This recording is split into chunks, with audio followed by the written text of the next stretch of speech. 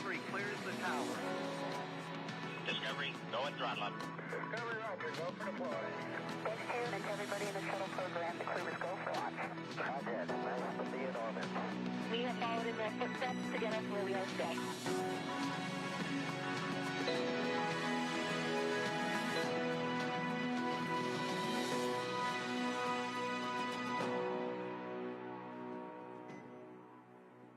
Good afternoon and welcome to NASA's Johnson Space Center for our Crew 9 news conference today. We are joined today here in person with our Crew 9 astronauts Nick Hague, Suni Williams, and Butch Wilmore. We'll be taking questions from here in the room and on our phone bridge, but before we do that, we'll kick it off with some opening remarks from our crew. Nick, go ahead. Thanks, Courtney. Wanted to kick off with words that would describe what the Crew 9 mission meant, and I think ultimately it's unique, like every spaceflight mission tends to be, and you don't know exactly how they're going to play out. But I think that the Crew 9 mission, when it comes to it, it highlights to me safety and the importance of the mission and the balance of those two. As you all know, back in the early fall, NASA was balancing the safe return of Suni and Butch with the need to continue the mission that's been going on board the space station for 2.5 decades up there, performing research for the benefit of humanity. And so there was a decision made to send Alex and I up with a couple empty seats and integrate Butch and Suni into the crew of Crew 9. And then bring them back at the end of a long-duration spaceflight mission. And so we sit here today, minus Alex, who's recuperating in Russia right now with friends and family, thankfully. And we sit here as a testament to the success of that mission. So I look forward to answering your questions. Suni? Yeah, sure. Just wanted to say thanks. Thanks to Nick and Alex for coming up and getting us and bringing us home, and thanks to so many who prepared us for our mission.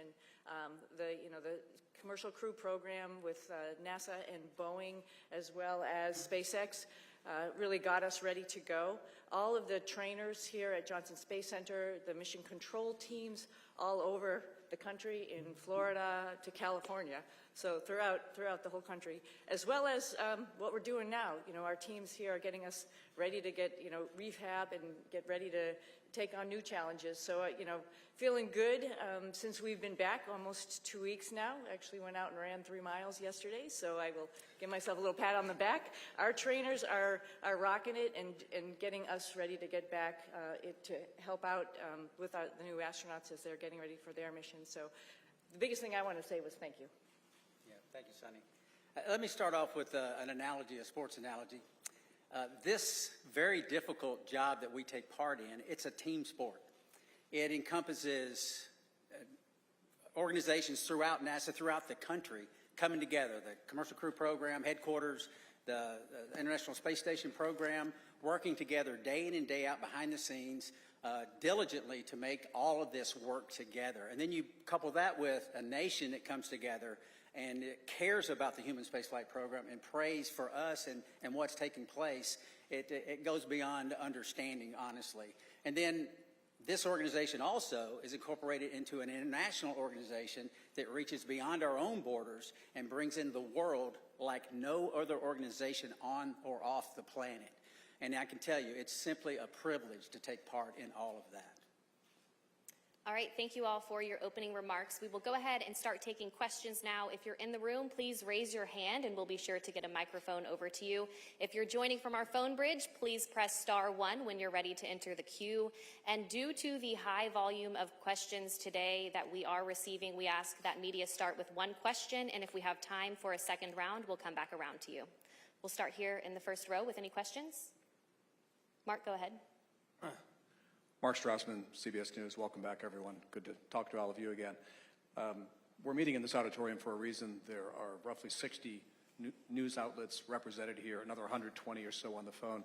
Butch and Suni, have you been surprised by the continuing and intense interest in your space saga? I would have to say yes, absolutely.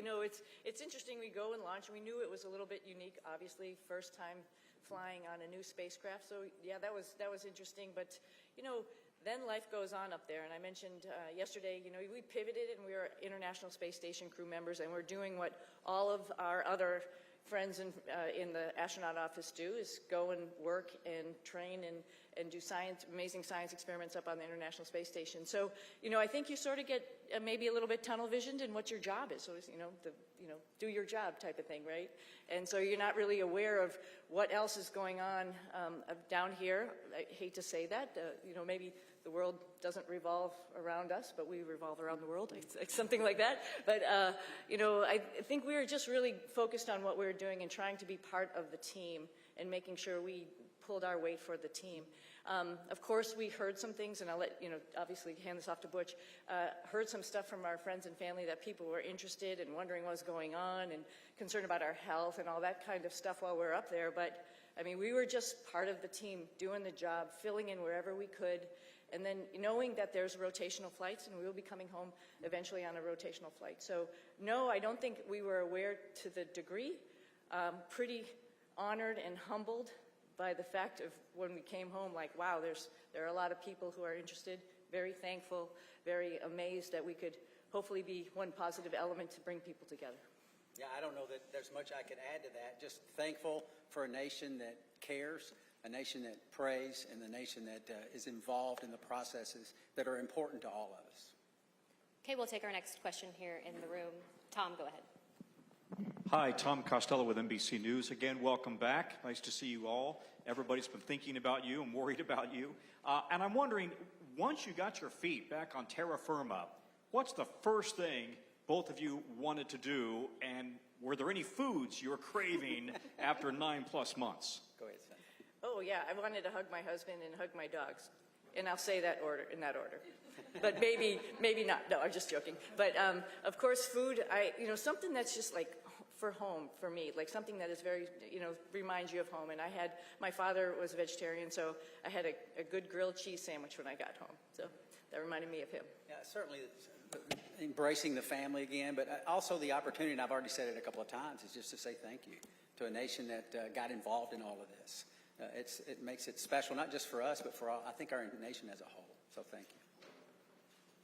All right, we'll take our next question right here in the front row.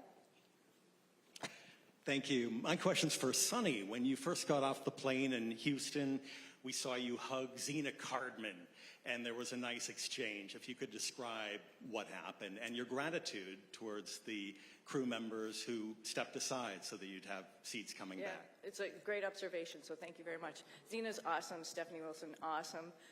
You know, when this whole thing was unraveling, like my heart went out because it's just sort of like, wow, you're waiting for your space flight, specifically Zena as her first flight. Like, wow, you know, it's a little bit rough to know that you're going to be moved to a different flight. But at the same time, you know, she is an awesome person, an awesome astronaut. She's going to get the opportunity. And, you know, this just wasn't the right flight for her to be on at that moment in time. And so I just gave her a big, huge hug. I told her that I used her Crew 9 shirt when we were up there for a photo op, but I packed it back up real nicely and put it in her stuff. And, you know, little joking aside, I just wanted to really tell her thank you for taking one for the team. And that's what our office is about. But she needed to have that acknowledgement. Okay, we'll take one more question here in the room, and then we'll head to our phone bridge. Hi, this question is for Sunita. I'm Jeff Saperstone, by the way, from NBC in Boston. A lot of people in your hometown in Needham, they've been watching this bit by bit, every moment. Yeah, everybody at the elementary school, there was a big watch party for you when you came home. What's your message to them? They've been so anxiously awaiting for you to return. Oh, well, I'm back. First and foremost, we were always coming back, and I think people need to know that, and we're back to actually, you know, share our story with so many people because, you know, it's like you all mentioned, it's slightly unique, and there's some lessons learned to it, and part of that is just resilience and being able to take a turn that was unexpected and make the best of it, and I think that is the biggest thing that I want to you know, pass down particularly to kids who think that their life should be the straight arrow to what you want to do and you're just going to get there. Well, you know, sometimes it takes some turns, some rights and some lefts, and you just keep focused on your goal and other doors might be open for you. So I think that's the biggest message. All right, we'll head to our phone bridge. Our first question there is from Marcia Dunn with the Associated Press. Welcome back, everybody. Butch, this question is for you.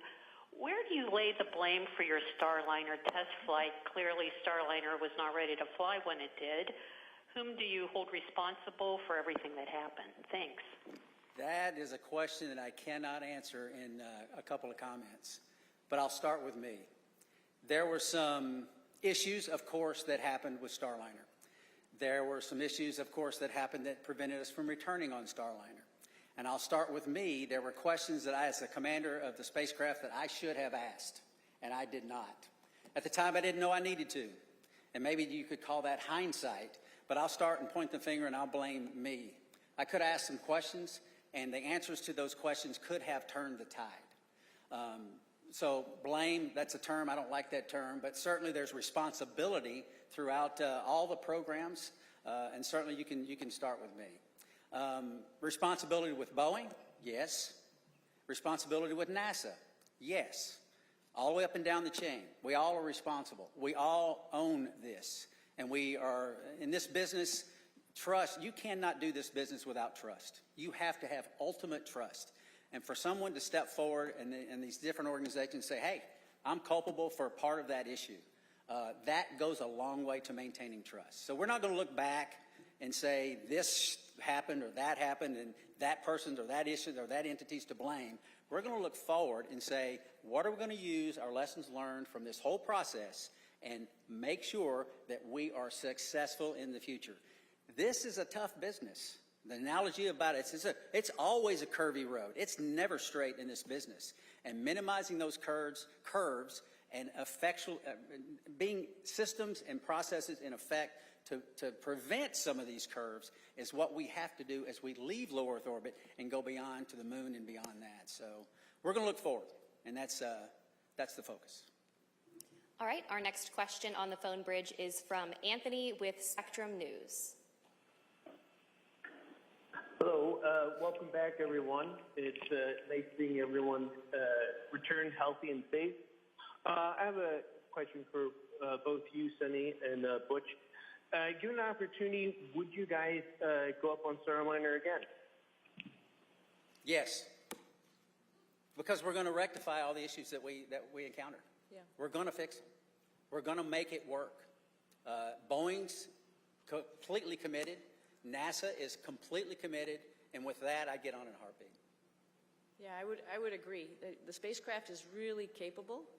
There were a couple things that need to be fixed, like Butch mentioned, and folks are actively working on that.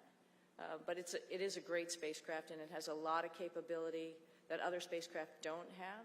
And to see that thing successful and to be part of that program is an honor. Our next question is from Jackie with the Times of London. Yes, hello, and welcome back to Earth. I wondered about the stuck, stranded, marooned narrative, and to what extent were you aware of that narrative playing out around that down here, and has that been frustrating for you to have to address? Thank you. I'm sorry, that was a little garbled. Oh, the stuck maroon narrative. We heard about that. Yeah, we heard about that. Somebody mentioned that. We've said this before. We had a plan, right? The plan went way off for what we had planned, but because we're in human spaceflight, we prepare for any number of contingencies because this is a curvy road. You never know where it's going to go. We prepare for this. So we, as Suni used the term, and it's a great term, we pivoted to all that training we did that we didn't think we needed to do, and a lot of people didn't think we needed to do, but we did it anyway, as we pivoted to this other preparation, and that is what makes human spaceflight, your human spaceflight program, special. It is hard, like I said, and preparing for any number of contingencies is what we do. It happened to be me and Suni involved in this, but it could have been any one of the astronauts. There's 40 or so of us eligible for assignment. It would have been any one of us that would have been in the same situation, or could have been in the same situation, and would have done the exact same thing that we did, because they would have gone prepared just like we did. Yeah, and one addition to that, this is a lot bigger than Butch and myself, like we've talked about already, this is the International Space Station program, and there's a lot of wheels that are turning and wickets that we have to go through to get people up to the International Space Station to do all of the amazing science that we're doing up there. We recognize that, we know that, just like anybody else in the astronaut office, and we came, as Butch has mentioned before, prepared. And we are ready to do that pivot and be part of that bigger thing that's not just about us. Knowing that everybody on the ground, there's a huge team of people, like I quickly mentioned in my quick thank you, but there's a huge group of people who are looking at the whole program and understanding how and what was the best time and way to get us back home. We knew that, and we were ready to wait until that decision was made, and that was fine. And I'll also add that we're grateful for people that, I don't think they were looking just at us when they make recommendations. We can do this, we can do that. They're looking what's best for the human spaceflight program, for our nation's goals. They're not looking just about Suni and Butch. And we appreciate those entities that do that and reach out and say, hey, we can do this, we can do that, we can do that. And NASA says, hey, we got a plan. We came prepared. Here's what our plan is. And we think this is the best plan because it doesn't disrupt the flow of how these missions lay out. So, and that's the one we went with. All right, we'll take our next question here in the room. Andrea, go ahead. Thank you guys for being available today. So your mission became unusually political. Given your experience, do you think other astronauts are going to get nervous that they could be caught in the middle of a political fight? And is there a point where, this starts to jeopardize safety of a mission when you start looking at all these politics that come into play? Thank you. I think Nick's got some good insight on that.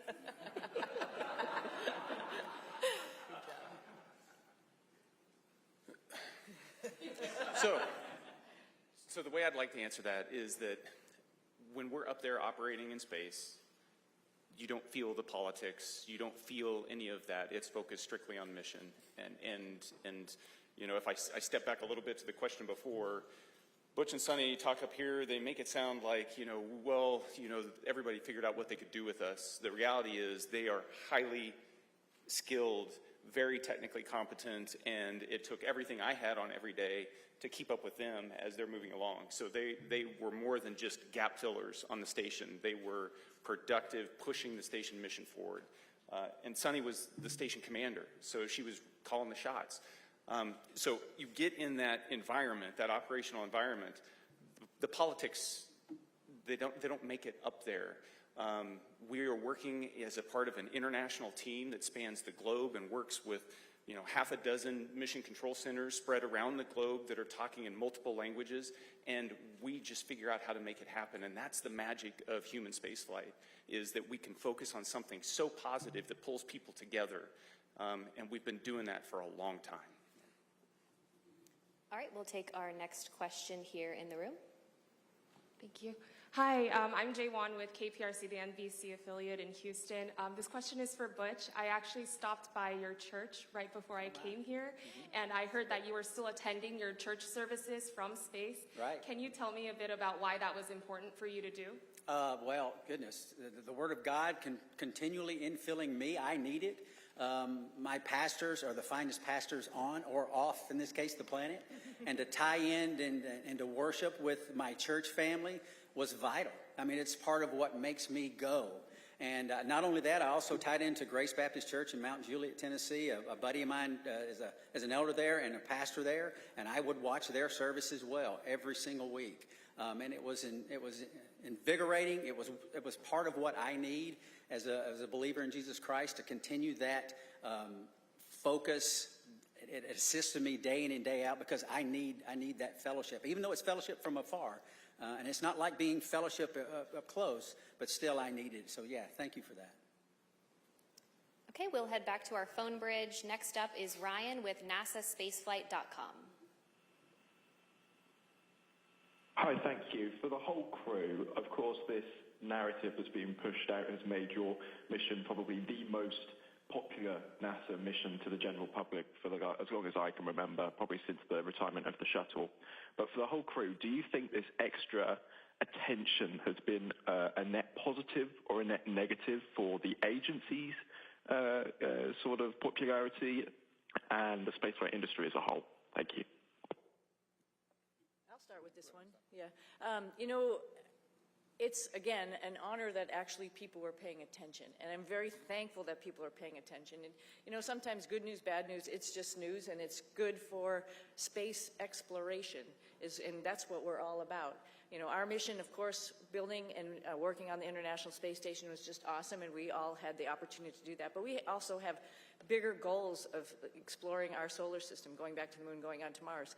And to get people understanding that it is hard, it is difficult, and what we do up there is really awesome. And I think at least that we had a little bit of that came with the interest in this mission. And if we can perpetuate that and tell people a little bit more and have the opportunity, the forum to do that, I'm very thankful for that. All right, our next question is from Nicole with the Canadian Broadcasting Corporation. Hi there. Could you perhaps talk about how difficult it was being away from your friends and family, particularly since you hadn't prepared for that?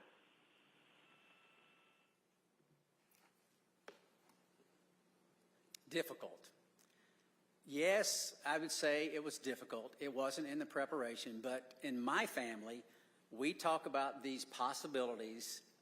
We discussed all of this. We never said we were going to be gone for 9 months, but it turned out that way. But the discussions we had, and it's not just discussions prior to the mission launch. This is the way we've trained our daughters from the time they were born, because their dad isn't a unique occupation, right? This is not the norm leaving the planet. And they understand that. And they, again, use that term, pivoted and got on board, understanding that this is part of what families and these type of businesses do. And it's not just in human spaceflight. This is military, armed forces, police forces, all across all different types of occupations that are involved in the possibility of extended stays away. And we're not unique in that. And so they understand that. They have friends that have parents in other areas where they've been involved in similar type situations, and all of that came together. And, the Lord's help, we persevered, and they persevered, and I can tell you, I am very proud of them. We'll take another question on our phone bridge and then head back into the room. Our next question is from Tom with Sky News London. Hello, thanks for taking my question. Congratulations on your extended mission and your safe return. Although the political situation around this is bringing a lot of attention to space and to the International Space Station, some of the statements that were made during your stay up there caused embarrassment to NASA, forced them to make corrections to statements. Now that you're back, did the politics around your stay make a difficult situation worse? I'm not sure I understood. I missed everything except for that last part. Yeah, you came in you were broken up just a little bit. Could you please try to repeat your question one more time? Yeah, I will. Yes. Can you hear me? I was asking whether, although the political wrangling around your extended stay in space brought a lot of attention to human spaceflight, some of the political statements raised caused embarrassment to NASA, forced to make denials about various things that were offered and not offered, and sometimes to your astronaut colleagues. Did the politics around your mission make a difficult situation worse? Yeah, thank you for the question. I talked about how the politics they don't make it up there when we're trying to make operational decisions. So as the commander of Crew 9, responsible for the safety of this crew and getting them back safely, I can tell you that the entire time up there, I launched with that singular objective of showing up to the station and having to integrate Butch and Suni into a crew with Alex and myself. And then we were planning, from day one to return toward the end of February. That all predicated on the fact that we would have a replacement crew show up and we'd have adequate handover with that crew before we left. That's important to maintain the mission of the International Space Station, to continue pushing research and exploration. And that was never in question the entire time. There were a lot of options that were discussed, and the ground team and the team on the ground, we've alluded to it a couple times already, is gigantic, and everybody was working with singular focus on how do we end the Crew 9 mission at the right time and maintain the safety and the success of the space station mission. Launching in September, given all the unique dynamics surrounding this mission, and coming back originally targeting the end of February and hitting the middle of March, that's pretty much on target if you look at the track record of human spaceflight. It's dynamic, it's challenging, the weather doesn't always cooperate, but we figure out how to make it work. All right, we will take our next question here in the room. DeLon Dillard, Fox 26 here in Houston. Welcome back to H-Town. Suni and Butch, both of you all have a long history of being active and athletes, but with that being said, obviously you all spent nearly 9 months in space. What does that recuperation and recovery process look like getting acclimated back here to Earth? I'll start. I can tell you we have a group of individuals, astronaut strength conditioning and rehabilitation specialists. And we are directly integrated with them day in and day out. They send us protocols to work out. And I can tell you, I'm not as young as I used to be, but I was stronger on space station doing more weight and more reps on exercises than I have in my entire life. Because this group of professionals work to get us stronger and stronger and stronger. We're trying to minimize muscle atrophy, minimize our bone loss. So if we go to other planets, the moon and other planets in the foreseeable future, that we will be able to function when we get there. It's a whole science built around this team of individuals that are working to help us better understand human physiology and what zero gravity does to it and how we can mitigate the effects of the bone loss and the muscle atrophy. So day in and day out, I worked out every single day. We went into quarantine on the 22nd of April. And starting on the 22nd of April, I never missed a single day of workout because your body can recuperate in zero gravity. It doesn't have the normal stresses of gravity on it all the time. So you work out real hard, you hurt for an hour, and it finally fades away and you're ready to go the next day. So I applaud those individuals. They are making huge gains in the preparation to go beyond low Earth orbit, and it's science that is taking place day in and day out and has for years, and we're still learning, and we're still progressing. Yeah, at like day 265 on the ARED, because it counts all your days that you go into a workout, I was thinking, I wish the hay was in the barn. But every single day, just like Butch is saying, you got to get on the machine and work out. And it actually is a really great stress relief to be able to have that time up there and run or bike or lift weights. It's really great. And the folks that Butch is talking about, along with the nutritionists, really are looking out for us and making sure that when we get back here to planet Earth with gravity, we'll be able to function.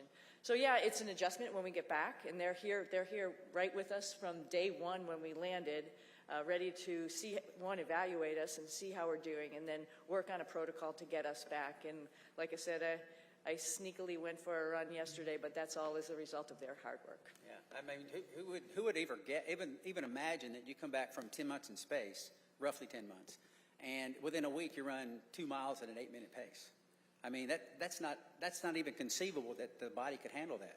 But these folks get us ready to where those type of things happen. Okay, we'll take our next question here in the room. Yes, hello. I'm just wondering, there are a lot of people that depend on jobs here in the aerospace industry in the Houston area, 23,000 total.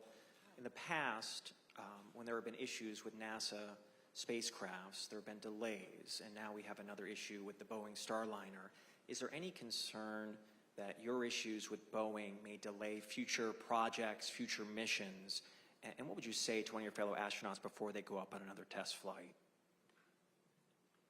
That's a great question. Yeah, it's a great question. And I think we all have alluded to it. There's lessons learned.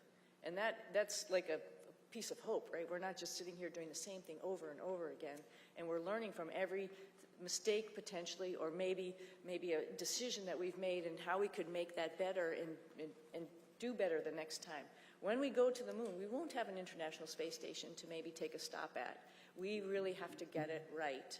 And because of our mission, I think that highlighted some areas where maybe we need to work on and get it right for our fellow astronauts. I think they're encouraged by that, right? You learn and you move on and you get better. And I think that's part of the learning process. It's part of the exploration process. I mean, we are scheduled on Wednesday to meet with Boeing leadership, the program managers, senior chief engineers, to discuss some of these issues. They want to come together with us, Suni and myself, because we lived through this with them, and get on board with what the future looks like. And having flight crew with background in test and acquisition involved in the processes going forward to make sure that we're dotting every I and crossing every T. But still, that doesn't mean that you're guaranteed success in anything. Like we've said many times, this is a tough business. And we're learning all the time to go further and further and further. We'll take another question here in the room. Hi, Ken Chang from New York Times. This is for you. I was just wondering if you could sort of talk about your personal future. Sorry. There's been a lot of talk about this uncertainty about the future of the human spaceflight program, suggestions that ISS should be deorbited in a few years, there should be a pivot from the moon to Mars. How do astronauts feel about these potential changes? And 3 years is a lot longer than 8 months. So we've each been able to do multiple missions to the space station, and I'll let Butch and Suni add on to this. But one of the things that I noticed was a dramatic increase in the complexity and just the weightiness of the experiments that we were conducting this time around on the station since 6 years ago when I was last there. And it just gives you this sense that we are in the golden age of the space station right now in terms of the return on investment and what we're able to do there. And it's not just focused on return to benefit the Earth. It's also focused on enabling all those things that we're going to need as we go to the moon and on to Mars. And so I am really optimistic when I think about the future of human spaceflight. Yeah, I would add on to, it was over a decade since I've been up there last, and I was pretty excited about what was going on. There was a lot going on when we first got there. It was an honor to be working with Crew 8 and seeing all that they were doing and just trying to help them with their stuff, and then, being, prime, moving up to the prime spots for Crew 9 and Expedition 72 as we took on a lot of experiments ourselves as well as spacewalks. And what the space station is doing to help us in exploration is really encouraging, and it's exciting. And I'm a little envious of the future astronauts. The guys who are coming behind us, they're going to have so many wonderful opportunities to do the same as us, add to that exploration, add to trying to find the answers to the next questions. It's going to be an exciting future. So I'm not worried about aerospace industry. I think there's a lot going on, and it's a great time to be in it. We'll take our next question right here. Hi, Ed Lavandera with CNN. Thanks for taking the time today. When you re-entered the Earth's atmosphere and came back to gravity, can you talk specifically about any kind of weird either sensations or experiences that you've had dealing with that over the last couple of weeks? And more importantly, did you know that you guys had been greeted by dolphins when you splashed down? I can tell you that returning from space to Earth through the atmosphere inside of a 3,000 degree fireball of plasma is weird, regardless of how you look at it. Doesn't matter what type. Yeah, it doesn't matter what type. It's thrilling. It's amazing. I remember thinking about the structure of the capsule and the stresses that it was taking, that was ongoing as the drogues came out, and the whole capsule starts shaking and twisting, and thinking about the stresses taking place and going, wow, I hope those cables hold. And then the parachutes open up, and then you're like, I've said it many times, there's not a better feeling returning from space than the parachutes open and work. And I didn't have the view in front of me, and thankfully Nick did. He had a view of the camera going out right off the top, and he said, 3 parachutes, 4 good parachutes. And I tell you what, it's a great feeling. And it's exhilarating because this, again, I can't help because it's within me. This is our national focus, national goals. We don't do this because NASA decides to do this or this or this. This is Congress and everything coming together to affect a human spaceflight program with a purpose. And part of that purpose includes bringing those astronauts back to Earth. And it's a thrilling ride like no other that you could imagine. And satisfied. And I had requested dolphins as kind of a joke. Yeah. Somehow, they pulled it off. Yeah, I just hats off, like Butch said to Nick, he was just commentating the whole way down. So there was obviously, we had trained this and gone over it while we were up on the space station and reviewed, but just to hear everything as it was ticking along, it's just really awesome to, like, you can envision it. You had a display, I think there's a camera that goes up, right, to see it. And Butch and I both had a window on either side where we were, and I was watching through the window as much as I could, but then all of a sudden, with the heating, it glazes over, and then you can't see outside. A funny thing that happened, though, after you can't see, you can still sort of see through it. We knew it was daylight, and we knew the folks were coming out to rig the spacecraft, and I see a little tennis shoe sort of going in front of the window, so I'm like, okay, our friends are here getting us ready to get back on the boat, and that was pretty special, too. I didn't see a fin, though. I wish I had saw a fin. Okay, we'll head to our phone bridge. Our next question from Margaret Smith. Hi, everyone. This is Margaret Smith from Worcester, Massachusetts, the home of Robert Goddard. Started it all. Thanks for taking the time today. And my question to both of you is, for those who maybe are not especially familiar or who may sort of question the need for the space station, can you all make the case for why that work is important? Why the space station is important?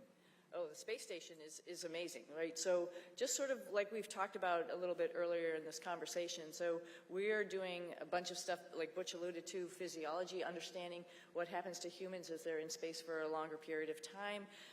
That brings in lots of science experiments in chemistry and biology. Some of that stuff all comes back to Earth because we're doing some amazing stuff in the microgravity environment. Some of it is mirrored, for example, in our own human bodies. And so there's a lot of stuff that's happening for us, for exploration, for the humans, as well as for Earth. And then, as Nick alluded to, there's all sorts of systems and other things that we're testing up there to help us take those next steps to go back to the moon and onto Mars, figuring out all these exploration systems, including docking vehicles, like different types of spacecraft that we have up there, other types of commercial spacecraft that are coming up for resupply. That's all a huge program to get us to understand how we're going to take the next steps in exploration. I can't help also but talk about STEM. I mean, all of this is STEM, right? Science, technology, engineering, and math, and I'm hoping the work that we've done up there also encourages the next generation of kids to understand how important that is and how they can become involved. We did lots of experiments up there with kids and universities and companies, trying out new guidance, navigation, control algorithms and robots that were flying inside the space station, competitions, for example, for them. And that's pretty awesome that you can really touch and talk to kids on the ground as you're doing experiments up there, and they have their finger on the pulse of science experiments, and they can understand that and think to themselves, I could be part of this one day. Our next question on the phone bridge is from Neil with ITV News. Congratulations on a great job, everyone. Suni, can I ask how your body is recovering to life with gravity after 9 months? And Butch, what's your message to others from your experience, the delays that you guys faced, and any lessons in patience for the rest of us down here? Oh, I think I'm doing okay. I was just joking around and showing off a little bit, but no, seriously, we talked a little bit about our group, the Astronaut Strength Reconditioning folks that are getting us back in shape, and every day feeling better and better. It's pretty much a miracle to see how your human body can adapt. I mean, the first day we got back, when all of us came down the ladder and greeted everybody, we were all a little bit wobbly at that time, and it's amazing within 24 hours how the neurovestibular system kicks in, your brain understands what's going on. And then the agility and the weightlifting that occurs in the next week that makes you feel good enough to actually, like I mentioned, go out, run, actually lift weights, get in there, do squats and deadlifts and stuff already. That's pretty incredible. So I knew it was going to happen. We all knew it. We've all flown before. We all knew that there's just this little bit of a hump to get over, and then you can get back on it. Hope to do a couple races in the springtime. I think the clear message is that, like I said when I started, it takes a team. It takes a team of motivated and passionate individuals We don't have a human spaceflight program. You don't have folks sitting up here in a blue suit without the massive team that's making it all happen. We get to ride the pointy end of the rocket. It is wonderful. We get to go to the space station. We're the arms and the eyes for PIs here on Earth. They're the ones that are doing the hard work. We're just setting up and doing and switching and changing. So it takes a team, and I would say any part of this team is a great and wonderful place to be, and because we're proud of all of them, because we don't have it without them. Our next question is from Marcia Smith with Space Policy Online. Thanks so much for taking my question. Butch, you mentioned that you were going to be meeting with the Boeing leadership to talk about Starliner, and I'm wondering, are you surprised that after all these months, I mean, it's been almost, 7 months since Starliner landed, that they still haven't resolved all these problems? And will you and Suni be assigned to work with them over these next many months getting Starliner ready? Okay, so a couple of questions there.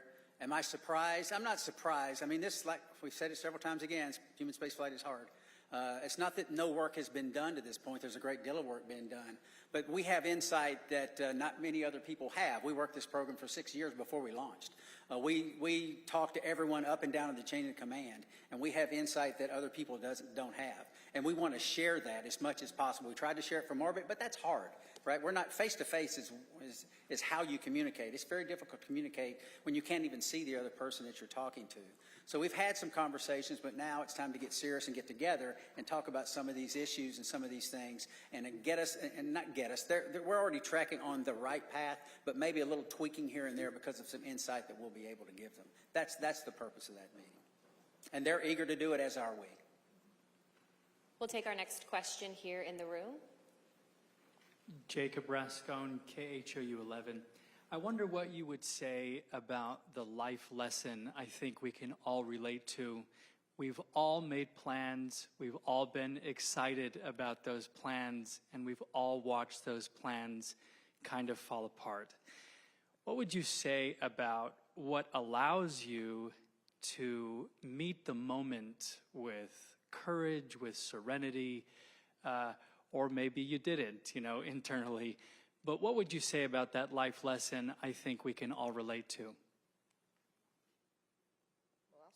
I'll start, and I'm sure you want to add, both of you, because I think every flight is a little bit different than what you go in planning it to be. It doesn't matter if it was this one or many other flights or many things in life, just like you alluded to, right? I think the go-to thought there is, what is the opportunity in front of me? Like, it's not a missed opportunity, it's actually another opportunity that I didn't really think about, and wow, that opens a lot of, like I mentioned earlier, a lot of doors or a lot of things to learn.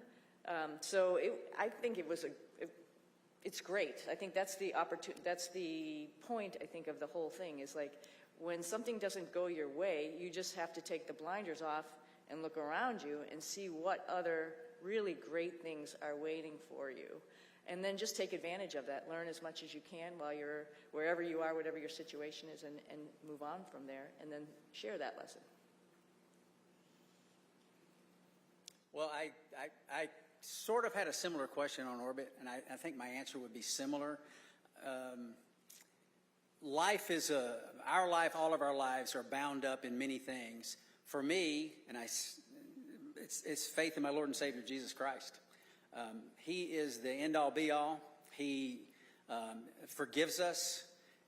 He teaches us when His Word says about being content in all situations, because He's working out His plan and His purposes for His glory and our good. And I believe that because the Bible says that. And that's the message that I lived. We lived it. My family lived it. We taught them these things throughout their lives. And that's contentment. It doesn't mean always happy. It doesn't mean there's no pain.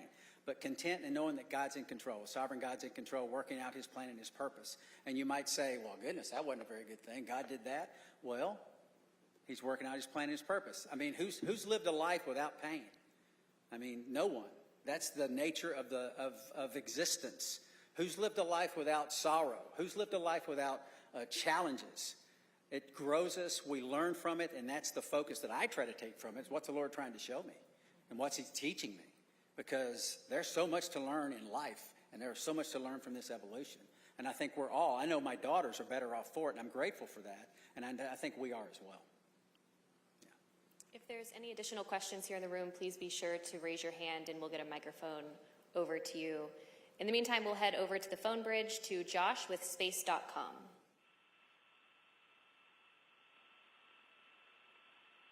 Hi, Josh Dinner. Thank you all so much for doing this. This question's for all three of you. What were the most out of this world and your favorite experiments or tech demos you got to be a part of on this mission? And for Williams and Wilmore specifically, did the extension of your mission create any new opportunities for experiments or research that was not originally planned for the expedition?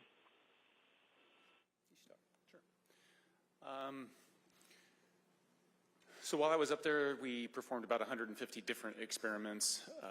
Of those, the ones that you know the most about are the ones where you end up being one of the guinea pigs in the experiment. So there's about a dozen different experiments where we were doing things to me and seeing how my body adapted.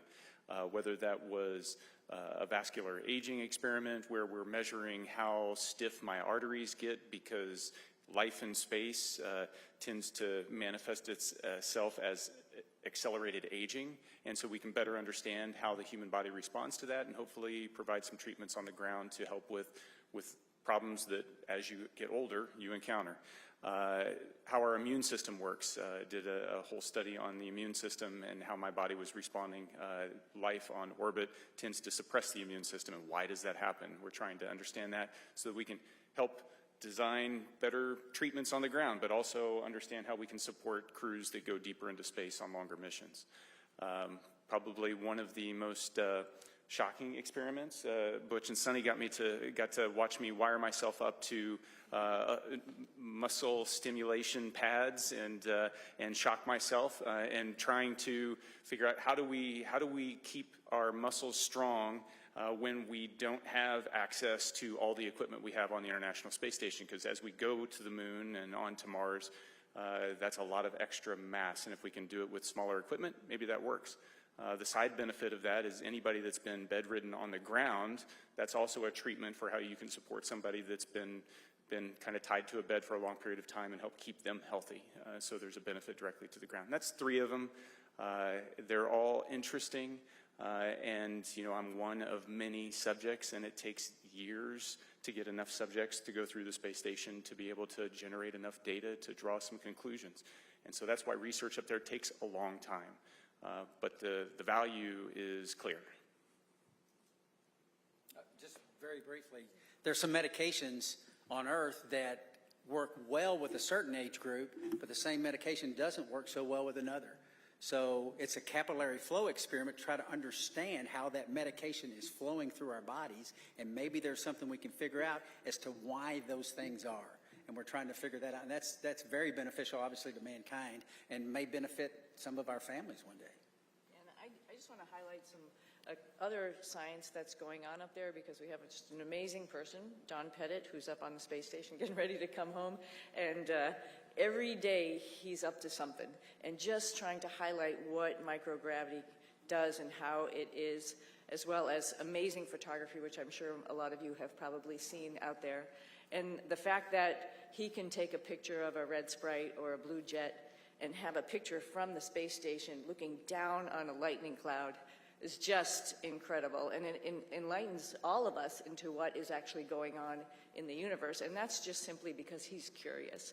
And that is something that's actually, like I said, we're sharing and we're showing off to everybody, like, wow, you know, we think we know what's going on, but we really don't. And if you just open your eyes and make some observations, like Don does every morning at 4 a.m., we'd learn a whole lot. Yeah, so it's a great place. Don's taking potatoes he's growing and the nitrogen produced in the roots of the potatoes to nourish the peanuts that he's growing.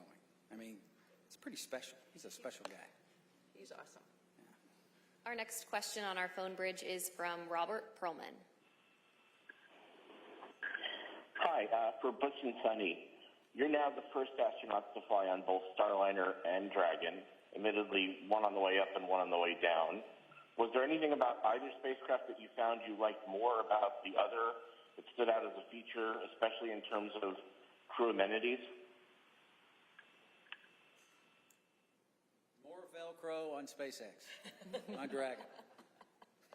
That's a crew amenity. That's a crew amenity, which would We've be talked nice. about that. That's why I said it. Yeah. You know, they're both unique and they both have their purpose and made to do the same thing, but I think what's really cool is, you know, give a problem to two different people and see how they solve it. Starliner is a really awesome spacecraft, like Butch had mentioned, with the integration of manual control as well as automation, as well as its vision systems. Dragon is a very comfortable spacecraft that tells you what it's doing, which is very nice versus having to interpret displays as we have done throughout the space programs with, you know, former programs, including shuttle. So they're both different, they're both unique, they both have their place in history. Very honored to have had that opportunity to see both of them up close and personal and ride them both. I don't know if I have a preference, honestly. They're both great for different reasons. Our next question on the phone bridge is from David Curley. Thank you very much. Butch, you mentioned lessons learned. Suni, you mentioned earlier about the ability of the Starliner. When you meet with Boeing, what is the overarching message you'll deliver to the company? We don't have enough time to go into all that. If you understand the spacecraft that we have now, we got Dragon, we have Orion, and we have Starliner. In my opinion, Starliner has the most capability when you think about its ability to maneuver automatically, you think about its ability to maneuver manually in all phases of flight, and then we have a mode, if those modes have failure modes, we have a backup mode where we can go directly from controllers to the reaction control system jets and maneuver the spacecraft. There's no spacecraft that has all of this capability. I mean, I jokingly said a couple of times before we launched that I could literally do a barrel roll over the top of the space station. I would never do that, but you can in this spacecraft. It is very, very capable. If we can figure out a couple of very important primary issues with the thrusters and the helium system, Starliner is ready to go. We have to do some tests. We have to do some integrated tests. We have to bring it all together in a process of qualification that is not going to happen overnight, but it has to take place. And Starliner will be right in line with the number of missions that Dragon and affect what it is designed to do. And that's ferry crews to and from the International Space Station and cargo. And I think that very quickly we can get on that track, and that's part of the discussions that we'll have. Our next question is from Carolyn with Fortune Magazine. Hello, thank you, and welcome home. Can you share maybe any special times or conversations you've had just with family or friends since you've been home? Conversations you've had with family and friends since you've been home? Since we've been home. Well, for me, it's making plans. My family had been making plans while I was gone because we thought we were only going to be gone for about a week and a half, 2 weeks or something. And so there was definitely plans throughout the summer. There's plans throughout the fall. Personally, we have a house up in New England, and my husband's been talking about when we're going to get up there and do a lot of fun stuff up there, and I think that's probably appropriate when it gets hot and humid here in the summer, right? Take a little reprieve up there. So those are mostly the conversations about just like, what's next? What's next on the list? What else do you want to do? Where else in the world would you like to go see? Because when you come back from space, it's really hard to sit where you just are because there were so many amazing places that you saw, like Patagonia, for example. For me, it was like, there's a bigger bucket list that I had when I left, which is unfortunate for my family, but we're all going to, or fortunate for my family, we're all going to be taking some trips. So I think that's mostly the conversations about just being home and enjoying each other's company and going seeing new things. Yeah, I think when you've had this period of recuperation and getting back in the swing of life on Earth, it's pretty close as far as the people that you interact with, your family, folks at church. So I think my message, at least in the short term here, has been thank you for the support of us. Thank you for the support of my family. But then it goes beyond that to my home state of Tennessee. There's an immense amount of support by my family there and friends there and the whole state, as a matter of fact. Tennessee's a wonderful state. put in my pitch for Tennessee. But getting up there eventually and relaying the same thank you to them and to, like I said, to a nation that cares and a nation that prayed. And this opportunity right now to say thank you to our nation, our wonderful nation. Our next question on the phone bridge comes from Utarish. Go ahead. Welcome, everyone. My question to Suni is that Indian Space Research Organization, ISRO chief, has said that India wishes to utilize your expertise in space exploration. So is there any scope of hope that we can see you working or collaborating with ISRO, that is Indian Space Research Organization, in future? And second part of this question is, while being in ISS and seeing India from space, is there any moment you would like to share? How does India look from space, Tony?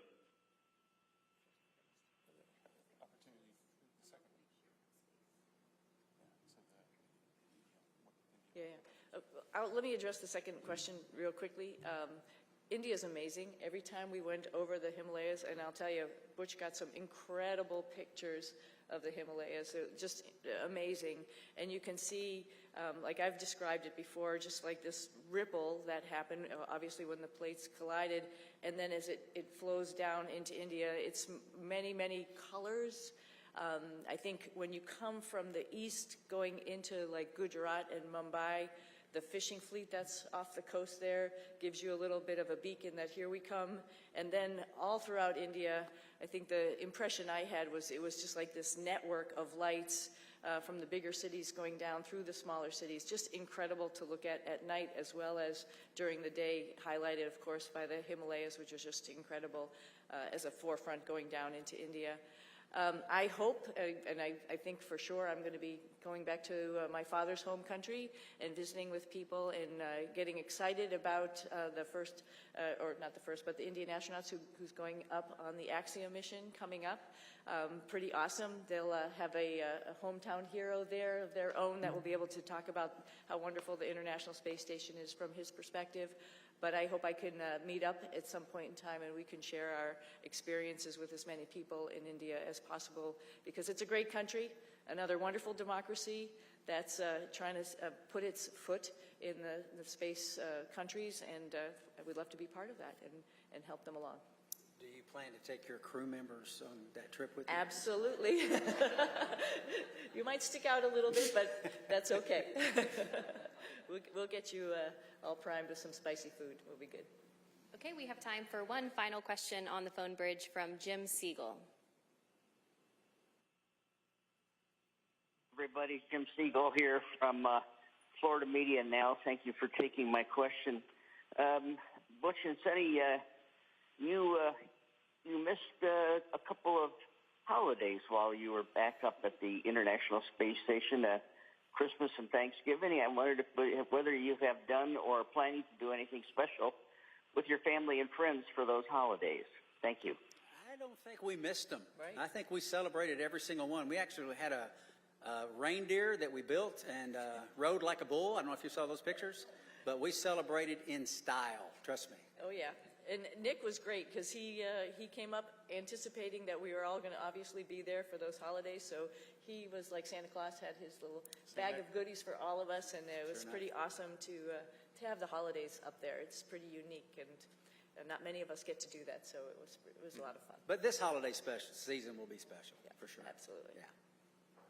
All right, that's all the time we have for today. Thank you for joining in on our news conference today, and thank you for your continued interest in NASA's SpaceX Crew 9 mission. We'll see you next time.